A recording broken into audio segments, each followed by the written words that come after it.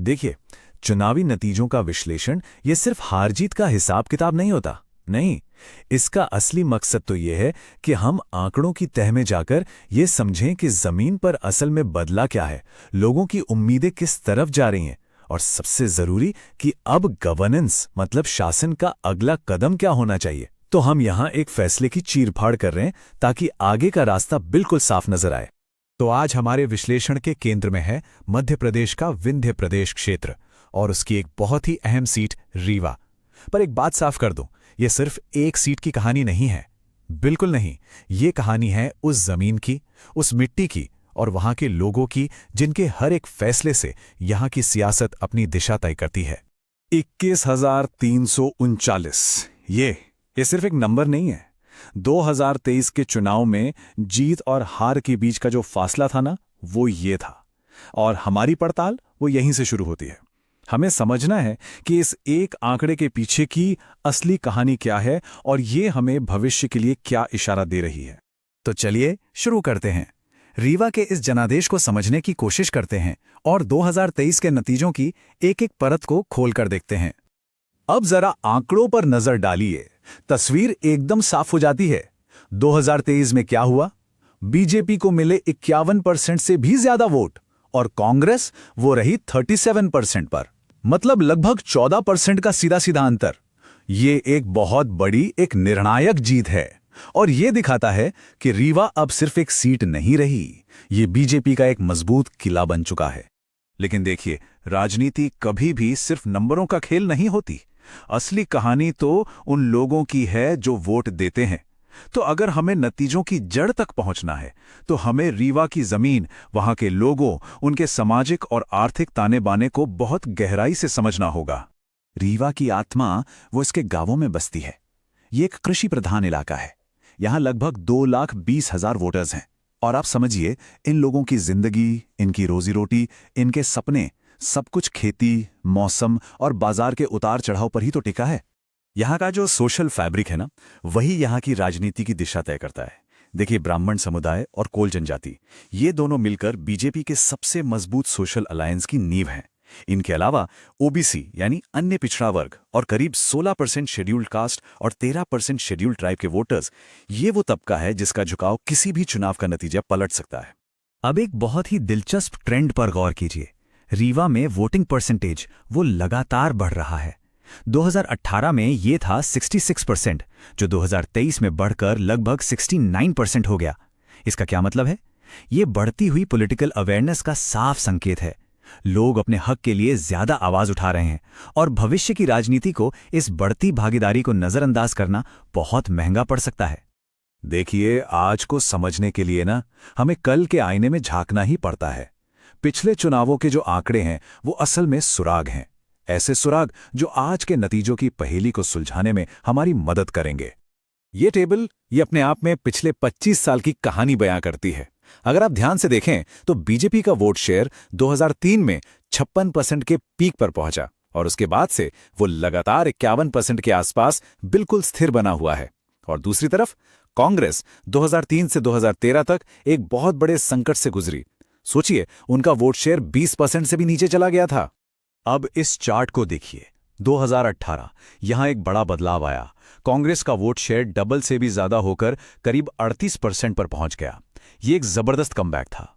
लेकिन 2023 में ये जो बढ़त थी, ये एक जगह आकर रुक सी गई, एक पठार पर आ गई। तो सबसे बड़ा सवाल यही है, 2018 में जो एक लहर उठी थी वो 2023 में आगे क्यों नहीं बढ़ पाई? क्या जमीनी मुद्दे बदल रहे या फिर उस मोमेंटम को बनाए रखने में कहीं कोई कमी रह गई?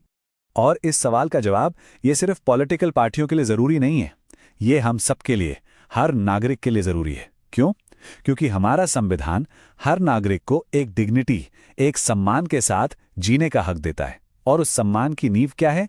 एक सूचित, एक इन्फॉर्म्ड पब्लिक स्पीच जो जिम्मेदारी के साथ की जाए। तो ये जो आंकड़ों का विश्लेषण हम कर रहे हैं, ये सिर्फ चुनावी गणित नहीं है, ये एक जिम्मेदार नागरिक समाज बनाने की प्रक्रिया का ही एक बहुत जरूरी हिस्सा है। तो ठीक है, अब तक हमने ये देख लिया कि क्या हुआ। अब जरा और गहराई में उतरते हैं और ये समझने की कोशिश करते हैं कि ये सब क्यों हुआ। इसके लिए हमें उन अंदरूनी और बाहरी ताकतों को समझना होगा जिन्होंने इस नतीजे को शक्ल दी है। किसी भी चैलेंजर के लिए जमीनी हकीकत को समझना सबसे पहला काम है। एक तरफ अगर हम देखें तो संगठन के लेवल पर कमजोरियां हैं और बीजेपी का जो मजबूत किला है वो एक बड़ी चुनौती है। लेकिन सिक्के का दूसरा पहलू भी है। दूसरी तरफ किसानों की नाराजगी है, कुछ सामाजिक मुद्दे हैं और सबसे बड़ा मौका है युवाओं तक डिजिटल पहुंच का।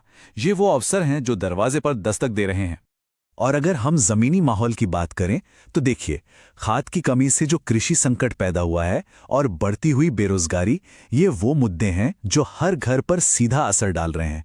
ये सिर्फ आर्थिक समस्याएं नहीं हैं, नहीं, ये किसी भी चैलेंजर के लिए वो जमीन तैयार करती हैं जहां पर बदलाव की राजनीति की फसल उग सकती है। तो प्रॉब्लम का डायग्नोसिस तो हो गया, अब बात करते हैं समाधान की, एक ब्लूप्रिंट की। हम यहाँ एक बिल्कुल साफ, एक 4 मुहा प्लान पेश कर रहे हैं जो किसी भी इलाके में पॉलिटिकल जमीन को वापस पाने का एक खाका हो सकता है। हम इसे कहते हैं चतुर्मुख सिद्धांत। चतुर्मुख यानी 4 चेहरे वाला। और ये नाम क्यों? क्योंकि कोई भी पॉलिटिकल चैलेंज एक तरफा नहीं होता। उसका सामना करने के लिए आपको 4 मोर्चों पर एक साथ लड़ना पड़ता है। चुनावी मोर्चा, संगठन का मोर्चा, नैरेटिव यानी कहानी का मोर्चा और संसाधनों का मोर्चा। इन चारों में तालमेल बिठाना ही जीत की कुंजी है। चलिए इन चारों चेहरों को थोड़ा और समझते हैं। पहला है चुनावी मोर्चा।